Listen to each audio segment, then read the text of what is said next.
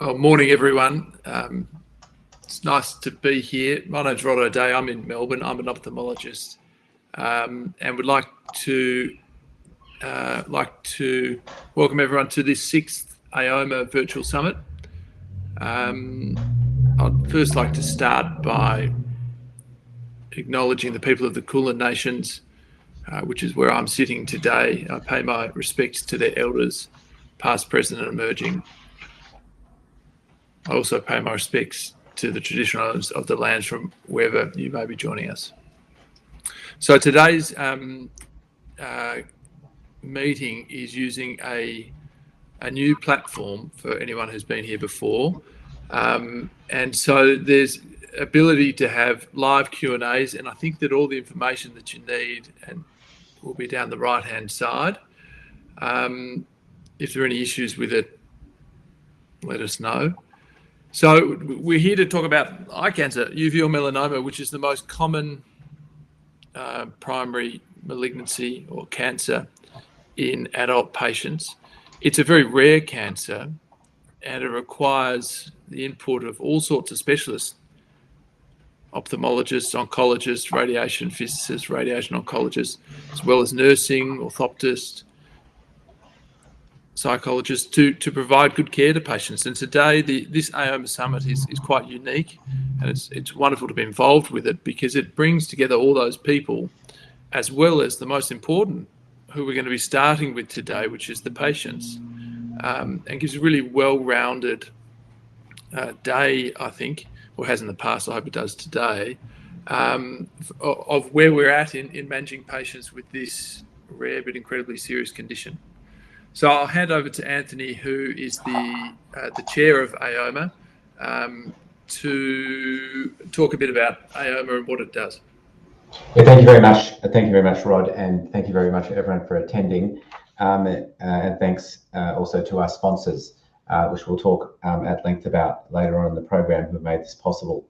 So for those of you that don't know, AOMA is a national collaboration of patients, clinicians, researchers, and advocates working all together with the single aim of improving outcomes in patients affected, people affected by ocular melanoma.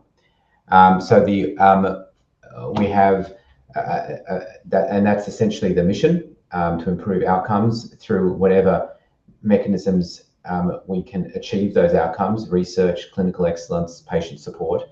Obviously, a greater emphasis on patient support as proportionally. There's a wide variety of efforts underway under the AOMA umbrella, involving diagnoses, innovative therapies, and national data platforms, which you'll hear about today. So AOMA as an organisation was founded in 2017 under the legal and almost financial umbrella of Melanoma and Skin Cancer Trials Australia, and the leadership of Professor Mark Shackleton. And I thank the MASK organisation for helping keep AOMA afloat and providing the service to our patients in keeping AOMA going. So for those of you that don't know, and this may be a little bit of just a 2-minute summary of ocular melanoma in Australia. It's, as Rod mentioned, the most primary intraocular malignancy in adults. It's about over 4,500 cases in Australia. We don't have any recent data, but it's probably running about 7 to 8 per million people, higher incidence in males. And data from a nice paper from the group in Perth plotted out the incidence per million and the incidence by state there. So as you can see, the problem is not getting better. The incidence remains high and proportionally high, and we have had the blessing of a few more active treatments and innovations over the last few years, but there's a lot of work to do in the years ahead. So that's why we're here today, to work together to see what achievements we can make as a community, working to fight this cancer and to support each other during that journey. If you have any questions about AOMA or you need any further support, please reach out. through the AOMA webpage or the MASK webpage, or indeed putting even some suggestions in the chat during the course of today. But we've got an amazing array of speakers today. I'll hand back to Rod to chair the first session and introduce the speakers.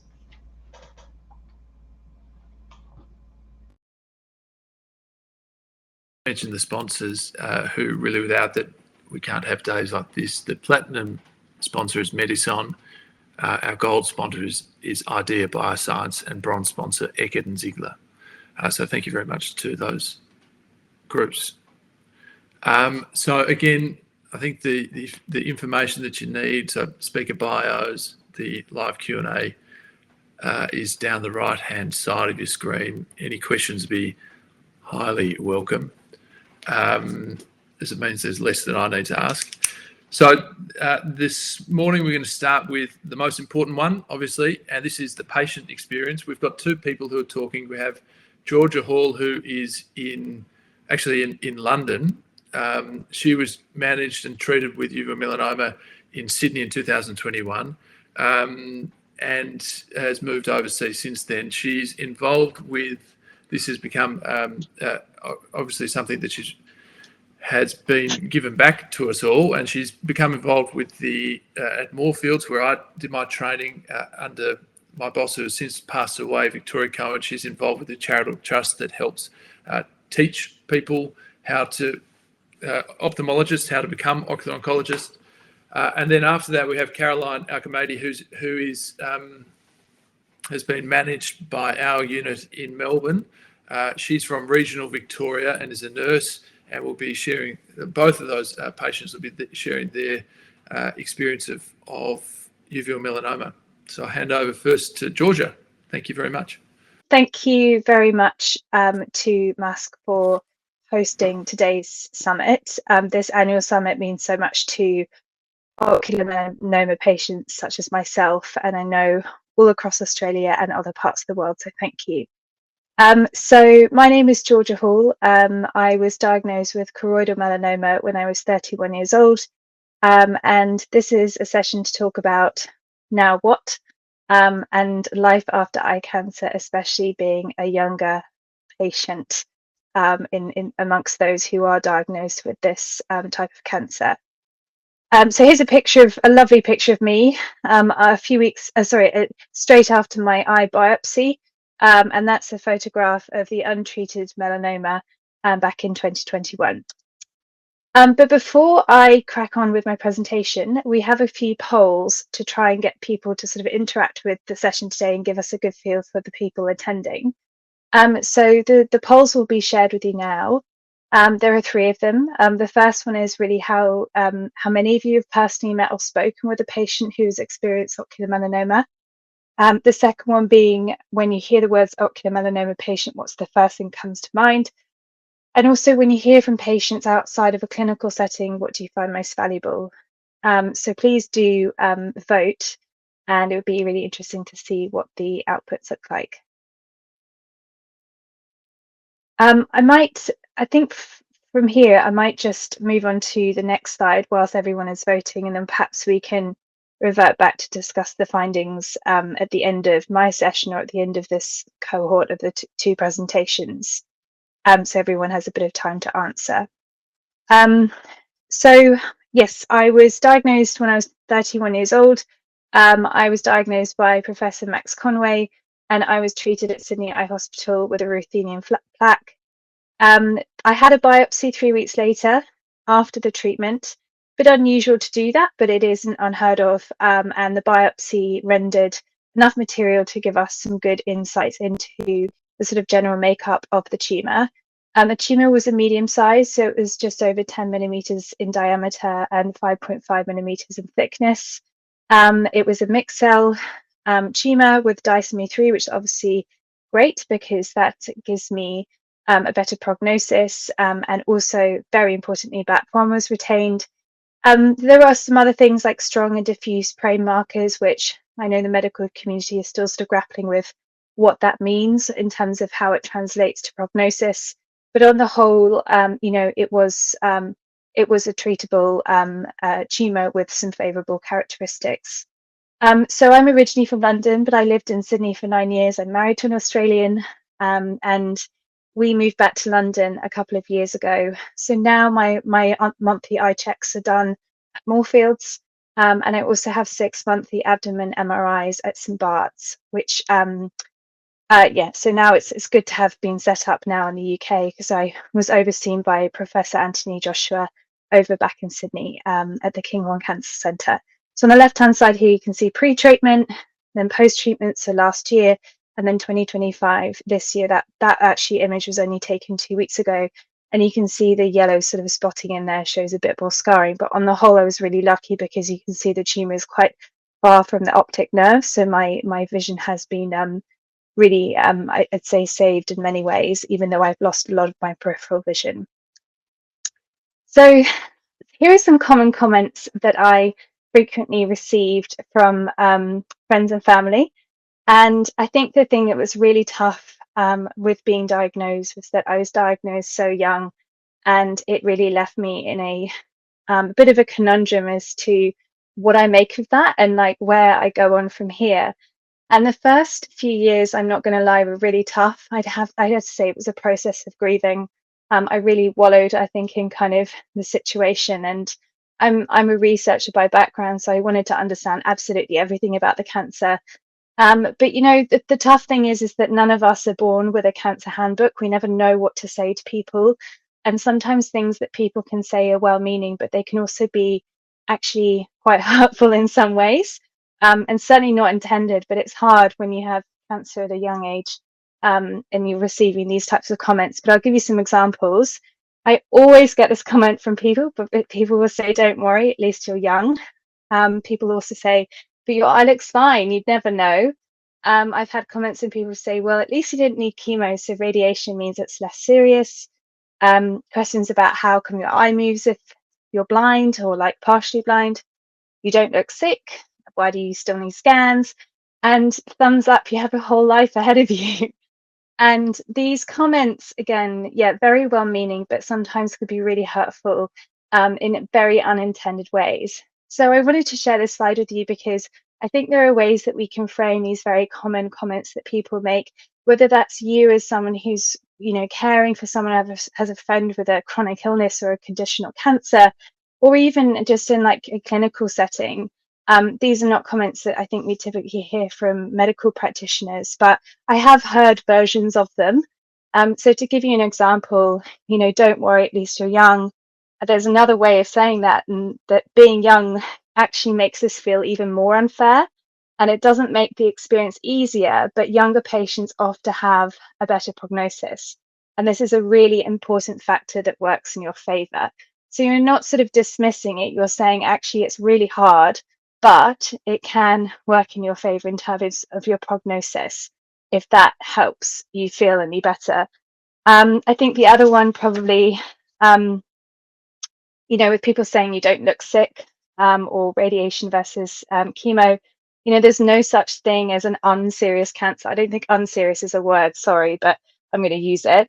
And treatments can vary, and each case deserves individual attention. And, you know, to be honest with you, the face of cancer has changed so much over the past 50 years that people, if they were to receive chemo, don't lose their hair, and people can receive treatment and look quite normal from the outside, but that doesn't make it any easier.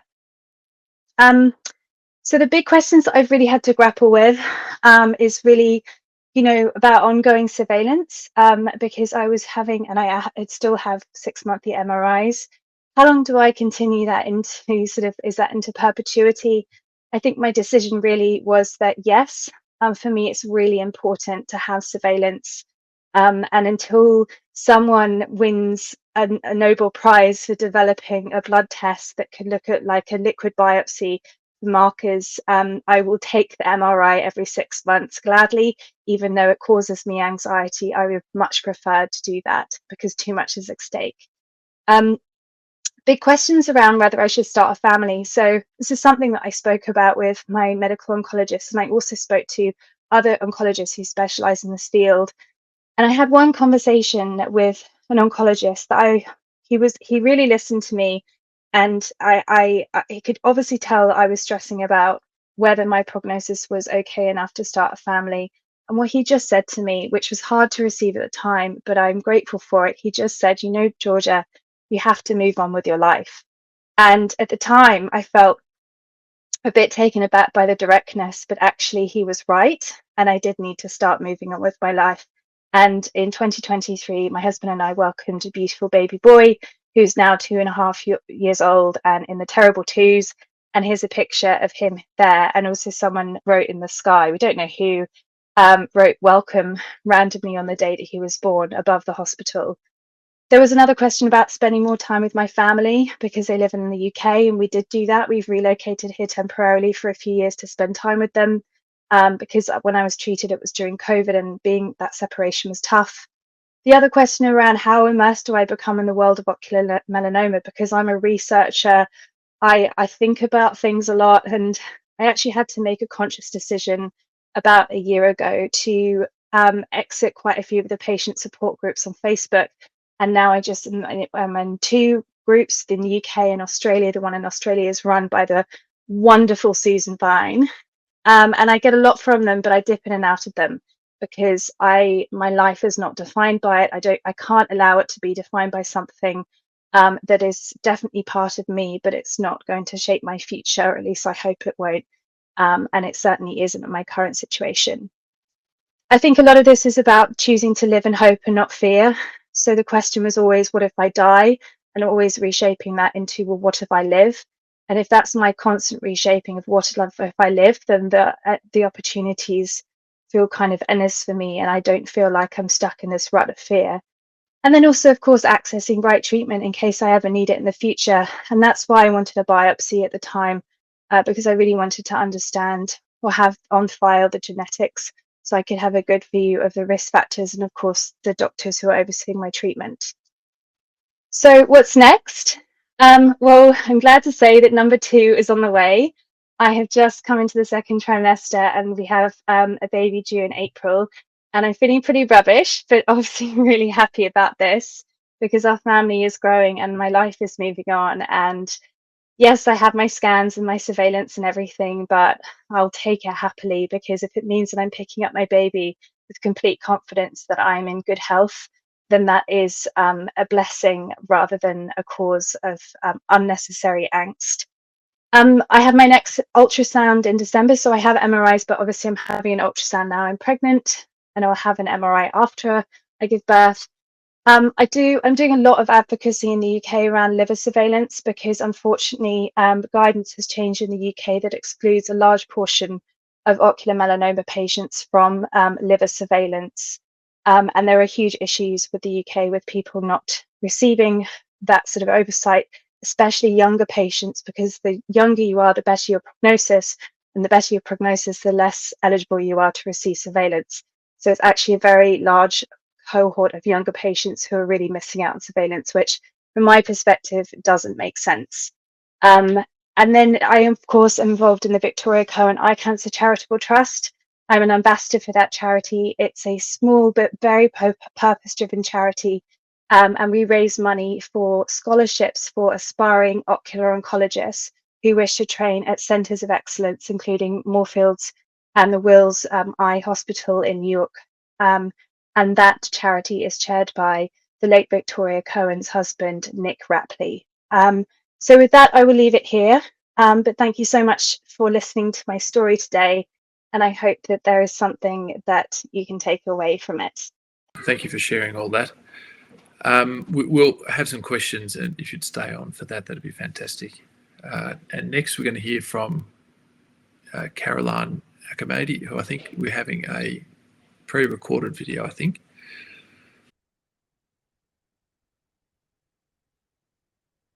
I'd like to firstly pay my respects to everyone who's listening to this conference recording. I'm presenting from Gunai country in Victoria.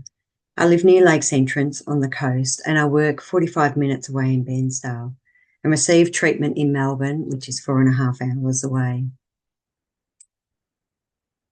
So who am I? I'm a daughter and sister, a wife and mum, nurse, volunteer, friend, colleague, lover of nature and adventure, and just over 7 months ago, I was diagnosed with ocular melanoma. The following image represents how I felt at this time. My world suddenly changed. This diagnosis blew my mind. This caused me to feel exposed and vulnerable. My whole world shrank dramatically and my thoughts were consumed by myself, my mortality, and my immediate family. Everything else around me disappeared. This crazy journey has been an eye-opener in so many aspects. I'll share parts of my journey to date because I want to raise awareness of ocular melanoma. As we all know, early detection saves vision and lives. And also, by sharing my story, it may give you insight into a person behind those statistics and what matters to me. So I'll cover how I was diagnosed, the tyranny of distance, and my determination.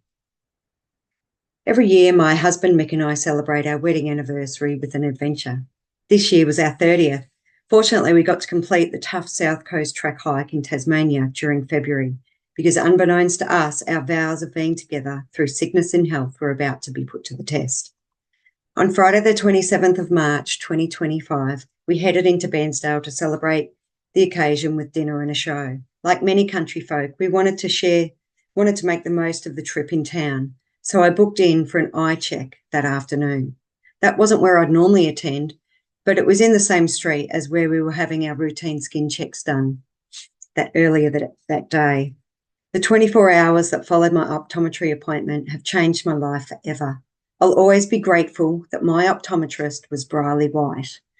Her caring, professional and thorough approach has saved my vision and life. And here she is. I attended a 3 p.m. routine eye check at OPSM Bairnsdale. I was offered an Optos test for a $65 fee, as it currently isn't covered by Medicare. I've since learned that every OPSM store is equipped with this Optos, including regional, which is great. My optometrist personally recommends it to all patients for baseline retinal images. How lucky was I? She noted an abnormality, so she gave me dilating drops and examined my eye. Briley retook the Optos images and then made an urgent referral to the Eye and Ear Hospital in Victoria and sent us on our way. So we were presented at the emergency department at 8:30 p.m. At this stage, the thinking was that it was a retinal detachment. It was a long wait to be seen. I was so tired that I could hardly keep my eyes open. Mick was trying to sleep in the back of the car, in the car park, in case we needed to drive back home. We really didn't know what to expect. At 4:30 a.m, I was finally seen by doctors, initially with Dr. Number 1, who provided me with an information sheet on retinal detachment. This was followed by Dr. Number 2. My diary entry captured this strange moment in time.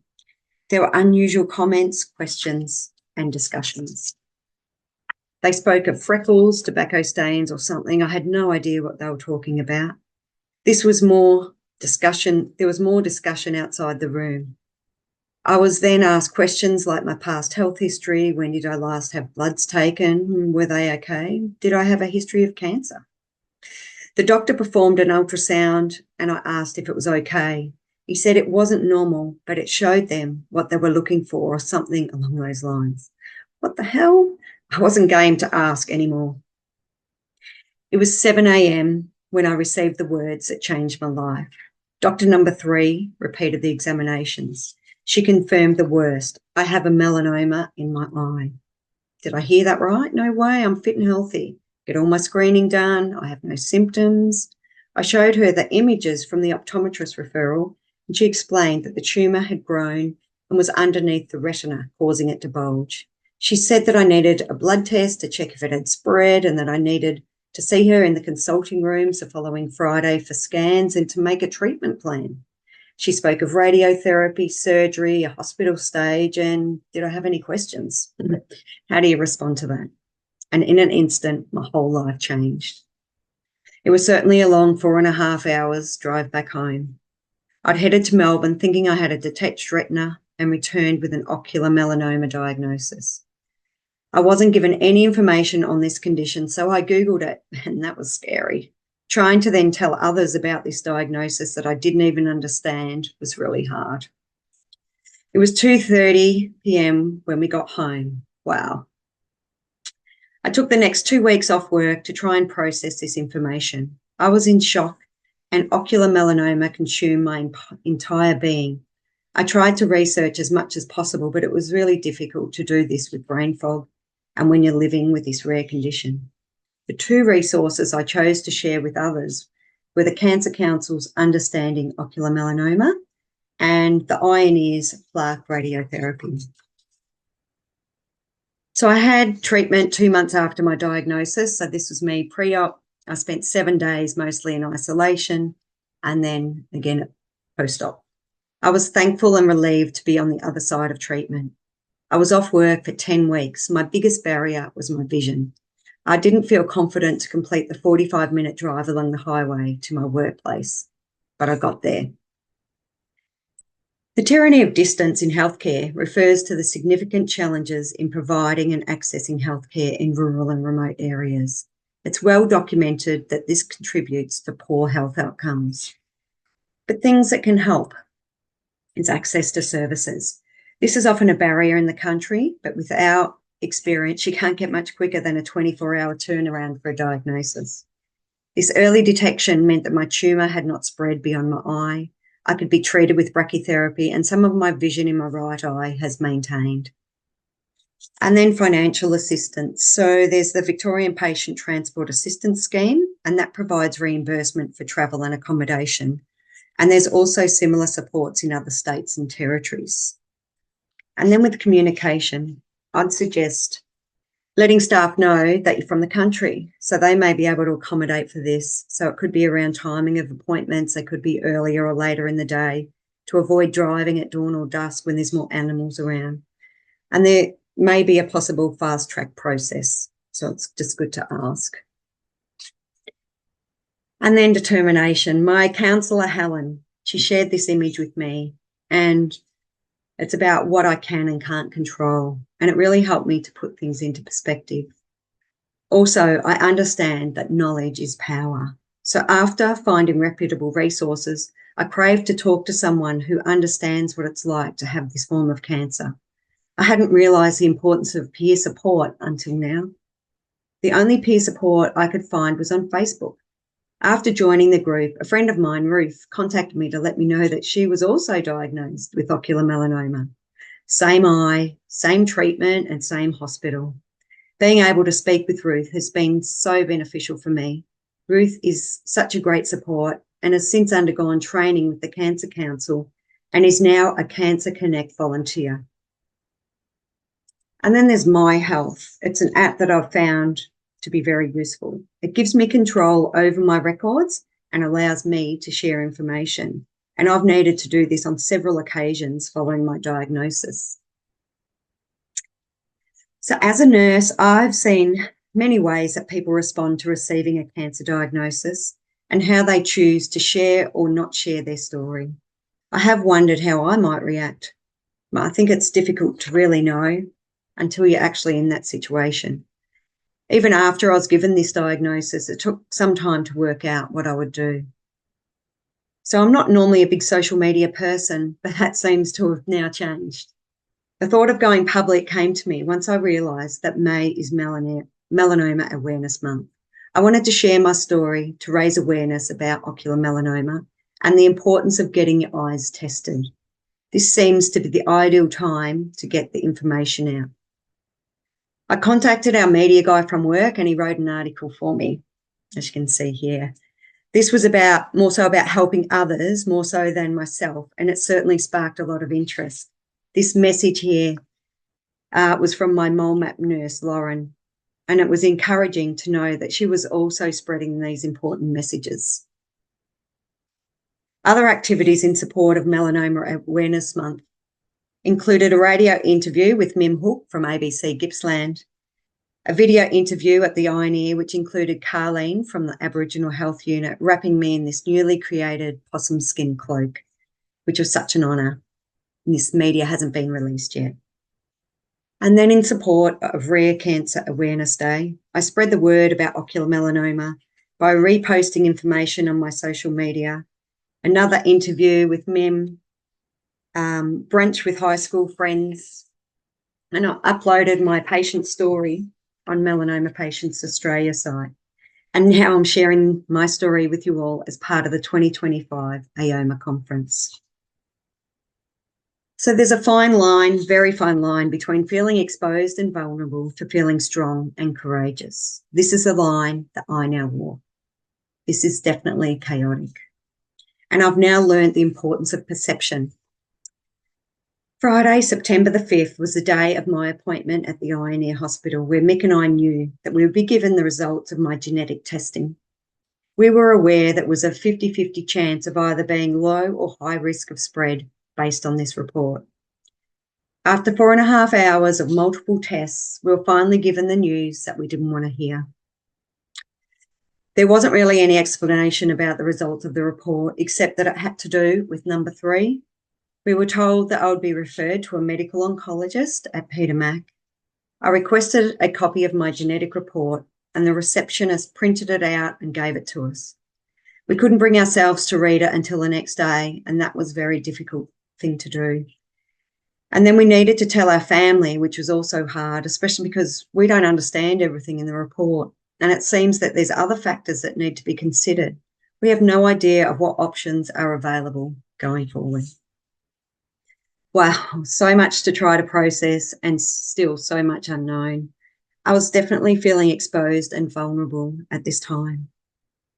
I then attended a 4-day women's wellness retreat the following weekend, and it was exactly what I needed. I made a conscious decision to sit with the uncomfortable unknown.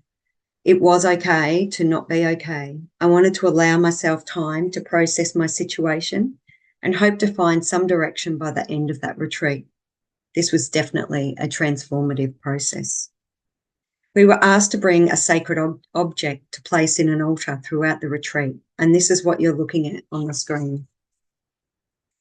This is how I entered the retreat, feeling exposed and vulnerable. I shared my story. There were lots of tears. By the end of the last day, I had found new tools for my toolbox, and I noticed that my sacred object actually had a tail and was in fact a mermaid. That seemed extra special now. It was definitely a light bulb moment when I reflected on the change in my perception.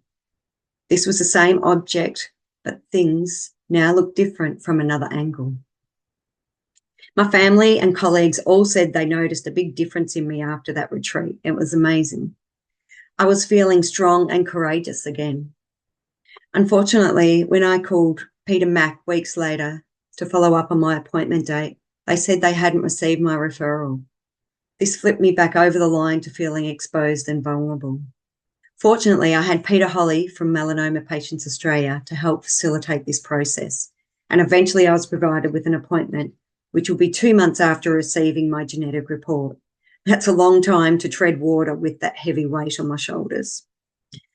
So that appointment is a day before this conference and is the reason I have chosen to pre-record my talk, as I'm unsure how I'll be feeling and I wanted to be kind to myself. It was something I have control over.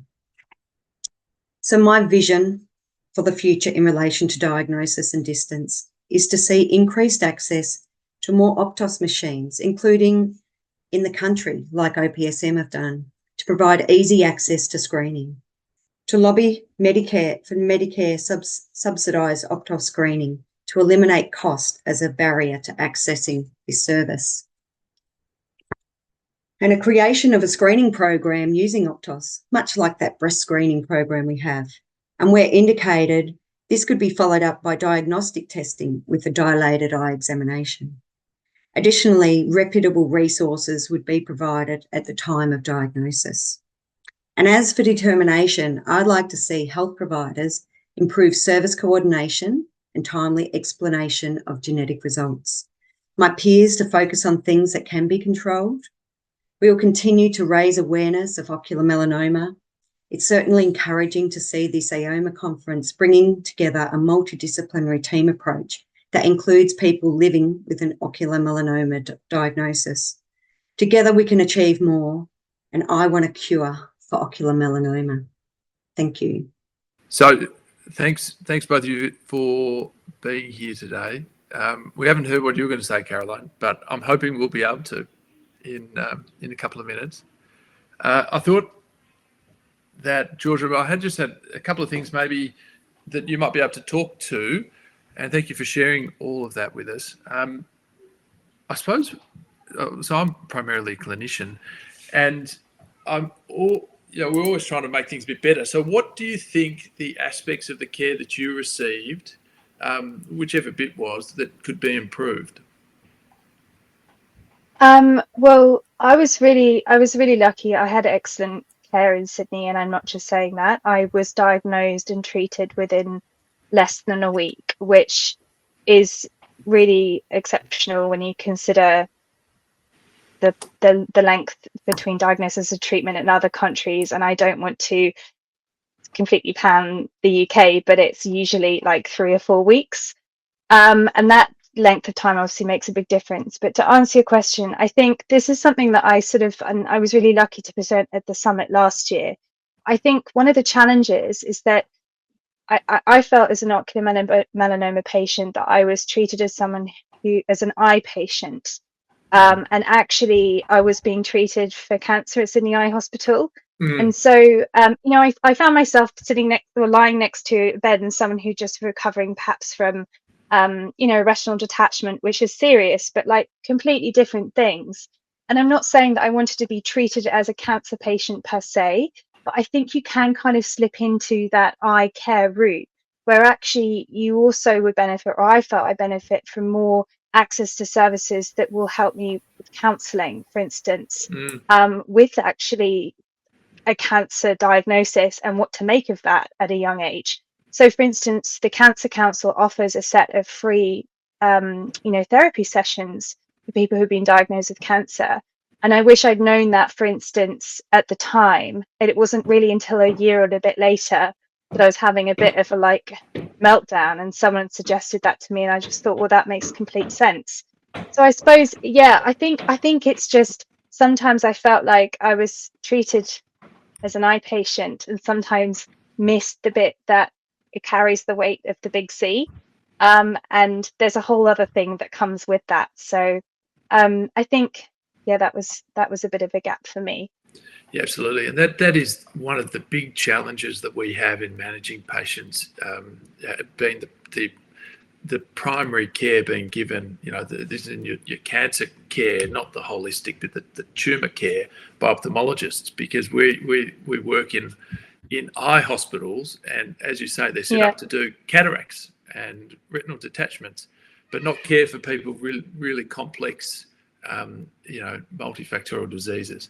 And that is one of the big challenges we have, and trying to figure out how we do that and how far we do that in an eye hospital. I don't have an answer for that at all. I suppose and I've seen your treatment. Gosh, you did get excellent treatment. That's a beautiful scar. So Max has done a beautiful job. I can't take that compliment. That's Anthony. Sorry, it was Max Conway, and I have had that compliment from the rest of the staff at Moorfield. So if Max can hear it, then you should be proud. Beautiful scar. I wish all mine looked like that. It's absolutely fantastic. And I suppose what do you reckon's been the most? So in you're a few years further on than Caroline, who hopefully will hear about her story, but you're a few years further on than she is. Hers is much, diagnosed this year. How has it changed? And at this stage, what do you reckon? So I know that you've moved beyond it a bit, but where do you reckon has been the most challenging part of the treatment process for you? So which bit has been the hardest? It's a really good question. And I think for me, the process from diagnosis to where I am now is much like, I would liken it, and this sounds a bit extreme, to like a process of grieving, where there's that sort of like shock and denial and the bargaining, and then there's a sort of a depressive state, and then you flow out of it. And I think the toughest part was, I was so lucky because it was only 1 week, as I said, between diagnosis and treatment. But the idea of the cancer just sort of in my body, unfettered, like not being treated, was such a horrible feeling. And I can't imagine what that must be like for some people to wait even longer for their treatment. I think actually it's more the aftermath, and I hear that quite often from people, is that you work towards getting to the treatment line, and then after the treatment line, it's actually, this is the title of my presentation, like, now what? Like, what do I do? How do I pick up the pieces of where I left off? But my life has so fundamentally changed now. And also, how do I interact with my friends and family on this? And how do I behave in a mature way so that I'm not taking these comments personally, but also I'm expressing my needs and wants as well? So I think really, in short, it was the immediate aftermath that was really the hardest. And back to my point earlier, that's actually where I really would have benefited from some kind of therapy. But I suppose I just picked up and got on with it. And actually, that was really hard. And it wasn't until a year later that I just thought, I actually need some help. Yeah, it's an amazing thing where you can have a fundamental change. You've got no problem one day, it's been there, but it's just recognised, and then your life just turns on its head. It must be. I've never done it, but the way your life changed must be incredibly difficult to handle. I think uncertainty is a really hard thing for us as human beings to grapple with. And if you remember back to the dark days of COVID, the hardest thing for many people was not knowing when the lockdown was going to end and when things would return to normal. And as human beings, we all like certainty. I think sometimes, some days, it really hits me that the ocular melanoma has lots of uncertainties around it. Like, yes, my prognosis is good, but we know that things don't always go completely textbook. And sometimes I really get myself in a rut about the cancer returning, whether that's in the eye or elsewhere in my body.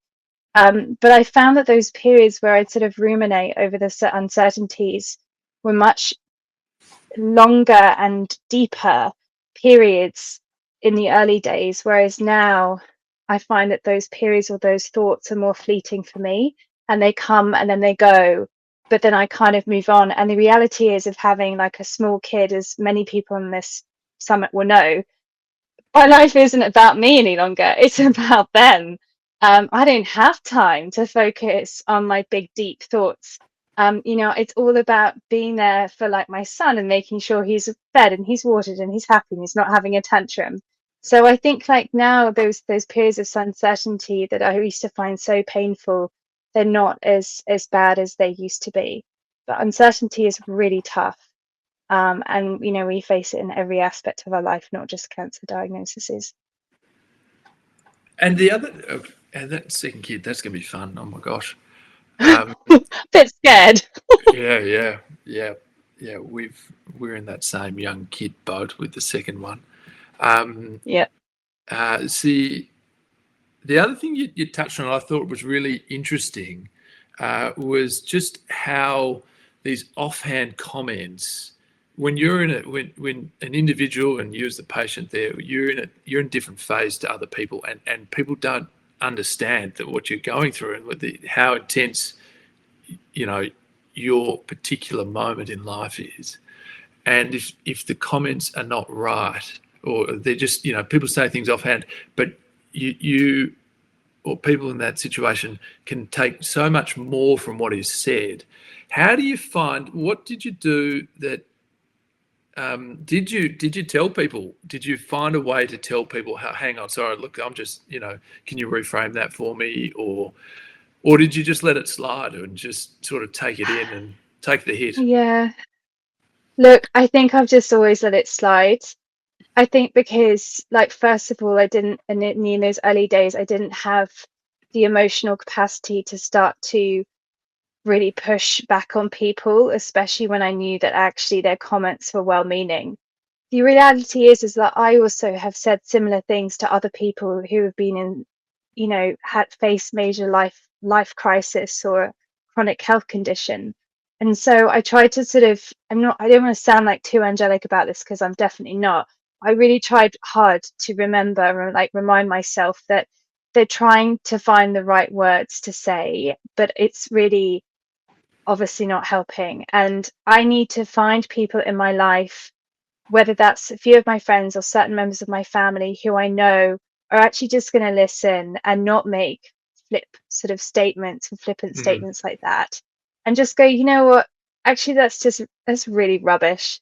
It's really rubbish, and I'm just so sorry you're going through this, and I'm here for you, and let's just keep on talking. Like, let's go for walks, let's go for coffees, you know, just someone actually just to not really come out with a statement, but you know, our gut reaction is always to try and fix things, and also to give it that sort of flavor of positivity. And I don't blame anyone for that. But yeah, sometimes I get really upset, and other times I kind of laugh inside, and other times I wouldn't think about it. And I think I've probably got more to the stage where I'm like, it still hurts, but I'm more mature than that. I'm a bigger girl now. Yeah. Oh gosh. And I think that and people, because it's such I suppose you see, because it's such a rare cancer as well, that people may never have had experience with family members or friends who have gone through the same process. And when you think about your eye, you think, oh, well, that, you know, it's a minor organ and can't really hurt you, which is obviously not the case. Yeah. I think there's a people question. really struggle. Oh, sorry. I was just going to really say, I think people really struggle with the concept of it being your eye and then potentially coming up, spreading elsewhere in your body, like cancers do. You know, we talk about breast, we know lung, we know prostate, and these things all have a propensity to spread in some instances. But the eye, people are like, well, why would it end up in your liver? And then I was like, oh, I just really don't want to go into this conversation. Sorry, you had a question that popped up. No, I was just going to go through some of the chat things. So someone has mentioned, and thanks everyone for putting stuff in there, that 100% agree that when their eye was removed, this is about having cancer care in an eye hospital, and this is something we struggle with a lot, is that they were in the same room as someone having had cataract surgery, and that was an incredibly difficult experience. And then there was another comment of the question was, we have a similar sort of thing at the eye hospital. They've just renovated it, and in fact we have less rooms. Whereas we previously had patients who, with their plaques, would have an individual room, and then now they can share with another person, which sometimes can be fine if the patients get on, but also can be really confronting. You're having this incredibly difficult, treatment that you're going through, and you're in a shared room. So these are the sorts of challenges that we're all dealing with. What was the other one? Oh, the question for you, Georgia, was, did you find it helpful talking? I think you touched on it a bit, but did you find it helpful talking to other people who had gone through the same thing as you? Yes. I think everyone has their own coping mechanisms. There are people who internalize things and they don't really want to talk about it, and that's their way. There are some people who want to post and share their whole journeys on social media and do a lot of sort of publicity around it, and that's how they process it, and that's fine as well. For me, my way of processing it was actually to tackle the loneliness, because, as you say, it's a really rare, it's a really misunderstood, it's a really quite bizarre type of cancer that so few people have heard of or even understand. So yes, I joined the AOMA Australia New Zealand AOMA Facebook group that I mentioned earlier, Susan Vine overseas, and I have met some amazing people through that Facebook group, and I got a lot of support from that and a wealth of information. But I have to be careful about how much I immerse myself into it, because it is not my current life and reality, in the sense that, yes, I have my eye checks, but I am well and I'm healthy. And that was a decision I had to make, to really, when the doctor said to me, you need to move on, that was one of the things I did to try and help myself move on. And then the other thing that Lottie has asked, who I work with in Melbourne, she's asked, what advice would you give? I'm sorry, I'm just peppering you with questions, but we've probably chat for quite a long time, I reckon. What advice would you give to a young patient, so specifically a young patient who has just been diagnosed with eye cancer, with eye melanoma? Oh, that's a really, really good question. I think first of all, I'd say that you're not alone.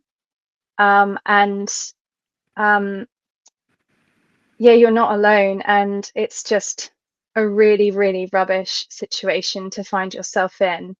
And life feels and will feel really tough for a period of time, but you will find joys in your life again, and you will be able to find some sense of normalcy. But first and foremost, please don't feel alone, and also remember that there are many people out there who have the time to discuss your fears and your concerns until you feel like you're in a better place to process everything. But first and foremost, I'm just really sorry, and I hope that with time you will come to terms with this. I think that you should take over my job. I don't know about that. I think that is exactly right. This sucks, right? But this diagnosis sucks. This cancer sucks. You'll get through it, but this sucks. Yeah. I agree. I want to use a swear word, but I won't. Yeah. So sorry. It looks like I often do though. I can get quite frontal in my consultation, so there's often a lot of swearing. So I just mentioned that you're from regional Victoria, a nurse, and much earlier in your treatment process than Georgia. Only 7 months. Only 7 months. Only 7 months. Just thought, could you tell us a bit about? We briefly, we had chatted before about that. At the moment, you're dealing with a lot of uncertainty, and how you faced it and how you feel about it, and particularly with your nursing background. Yeah, well, nursing background, but I'd never heard of it before. And so many other nurses, doctors, so many people haven't heard of this. So, and my role is a care coordinator in an Aboriginal health unit. So my role is to help people navigate these systems. And then when I was faced with this diagnosis, it was in a 24-hour period. It was such a big shock. And I didn't know where to go for the reputable resources. It was, so hard to process. So it's just been a real roller coaster ride. And I suppose my family has been, that's been my main focus, my main strength. And just reaching out, trying to navigate the different systems of, down at the Ioneer and Peter Mac, and who are the people I need to link in with the Facebook group, finding some peers. So all of that was really important. And then I suppose trying to stay strong, looking after myself and getting out in nature, because nature's so healing. And it's all about perspective. That's what, getting that headspace. Being a nursing care coordinator, you should be the person who would have no difficulties whatsoever in navigating the systems to get what you need. We've been working really hard on it in Victoria to make it much better and much more streamlined for patients. But what have you found it, and particularly as we want to get better, what are things that we can do better? So Peter Holly has been amazing. You had her at the Ioneer, and I just missed out on her there, but I got her at Melanoma Patients Australia, and she's just been absolutely fantastic. She's helped me multiple times. She's been with me the whole way, so I've really appreciated that. And genetic testing, I got the results because I think, Georgia, I did hear the first part of your presentation, and, you want to know all the information, which I want to as well. But once I got the genetic results, I didn't really have anyone to explain it to me. So my family and I have sat with that report for 2 months, and I only had it explained to me yesterday. So there's a lot of anxiety around that. And, that was great to finally have that conversation. But it's just needing to know, like, if you know what's going on, it gives you that sense of control. But it's a bit about putting into perspective what you can and can't control. So I think because everyone really spoke about my eye, people didn't really speak so much about the cancer, So it was only yesterday I had quite a big in-depth conversation about cancer. So that's 7 months later. Yeah. So I think just the timeliness, I suppose, would be good. And just the support, like as a care navigator, I've got another care navigator at Peter Mac. So, you know, the nurses are great at doing that role. And you can ask all those little questions that you think of after you've come out the consult. That makes a big difference. And reputable information, like when I got my diagnosis in that 24-hour time frame, I didn't have any information handed to me. So, and I suppose early screening. So I would like to see with the Optos machine, that's how I got mine picked up. And I'd never had that done before, or the dilated eye examination. And there's a Medicare fee with that. So I'd like to see us lobby the government for that to be subsidised, so people can access that no matter where they're from throughout the nation. I think that's a bit a barrier. Mm. And have you found it? So being from, I mean, you are, I suppose, regional, but Victoria's not the biggest state. It's not like being in, you know, up in Broome and needing to get down to Perth to have your treatment. But still, it is. There are some complexities to that. Has that been a barrier for you? Well, there's a lot of work that has to go into it. It's 5 hours we just did on the train yesterday. We left at 6:30 from Melbourne, the appointment, and we got home here about 11:30 last night. And so I'm very lucky that I've got a good workplace and they're supportive, and I've got leave and I can get down to the city for appointments. And then we'll also have some online sessions with Peter Mac, so that will be good. But I can see how it can be a real barrier. And I suppose the other things are like accessing the VIPTAS form, Victorian Patient Transport Assistance Scheme. So at least that gives a bit of financial assistance, because it's quite costly in time and money. It takes us about 3 days for that one little appointment by the time we go down there and have the appointment, get back.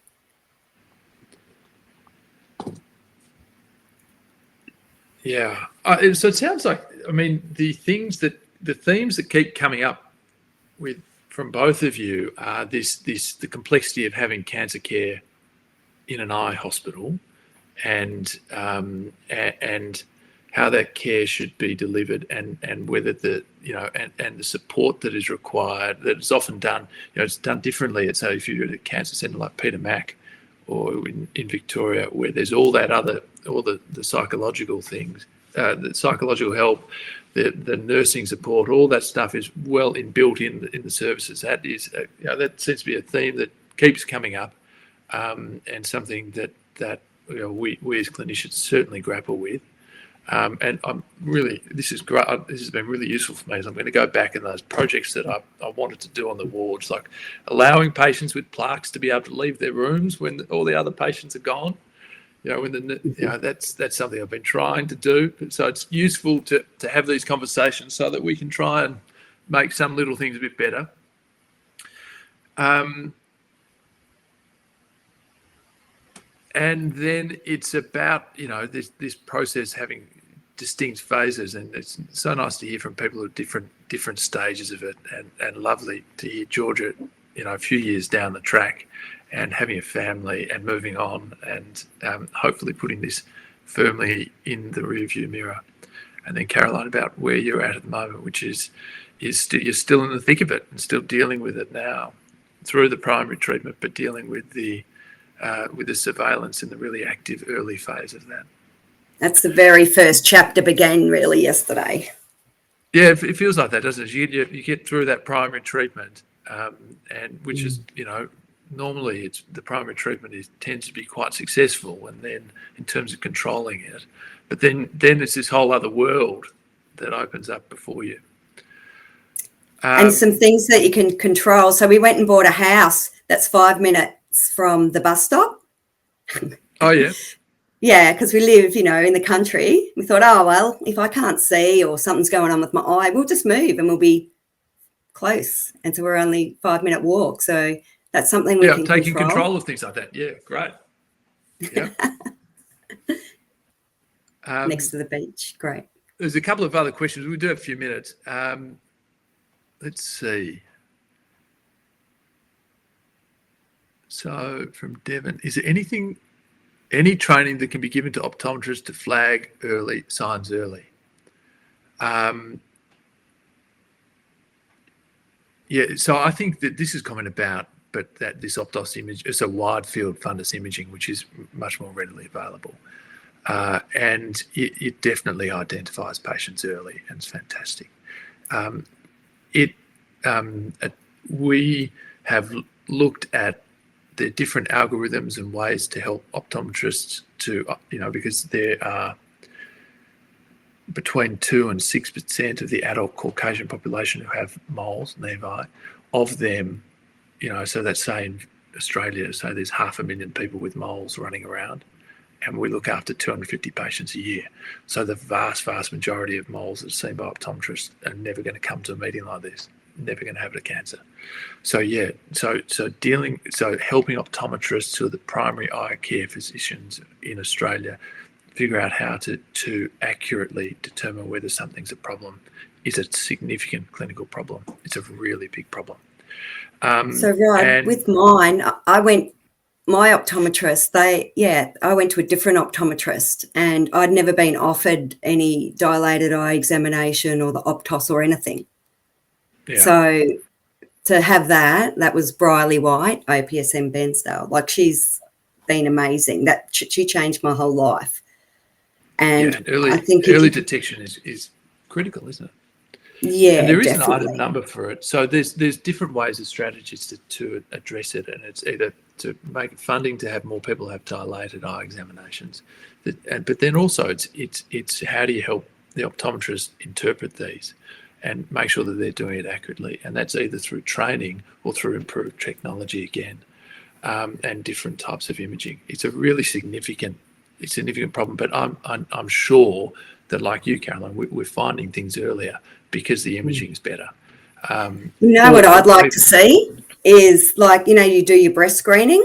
I'd love to see that you do the Optos screening, get it out there, and then if something came up, you'd then do the diagnostic stuff. Yeah, the mole map. Pick up all sorts of eye problems.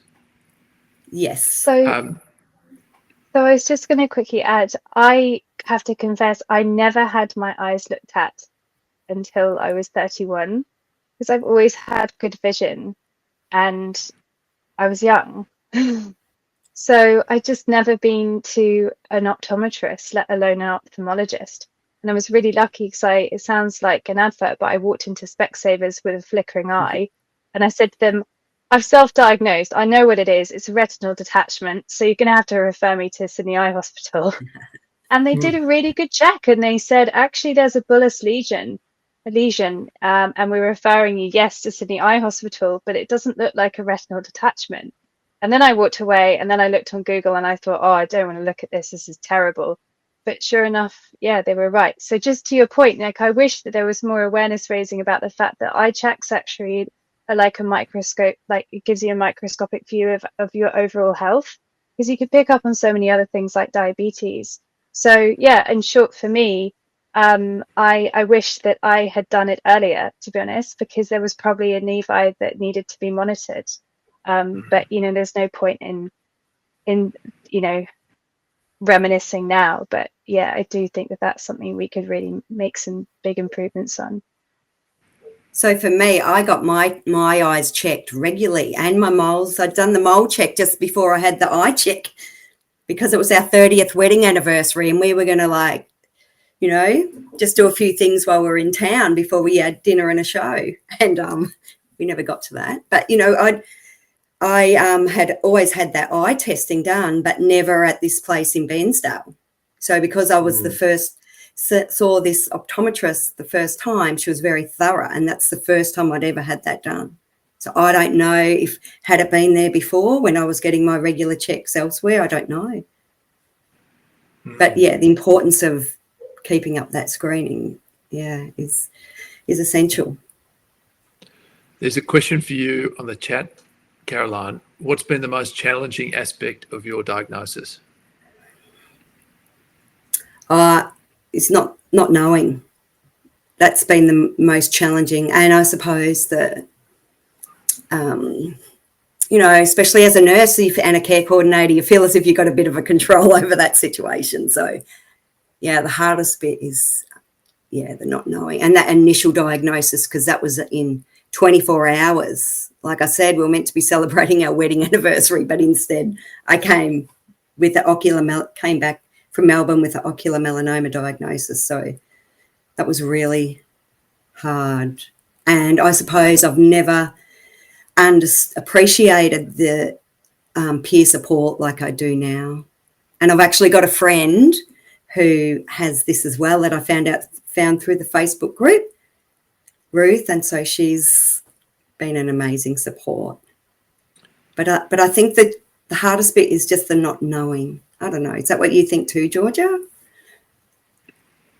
Yeah, not knowing. And I agree with you when you mentioned earlier about the biopsy, because I had the biopsy results for a long time before they were explained to me. So yeah, and that was an unknown. It was like, well, what am I looking at? And then the issue is, of course, I researched everything. I got my head into a complete black hole. But yeah, I think the unknown is the biggest challenge to sort of face that you could be faced with.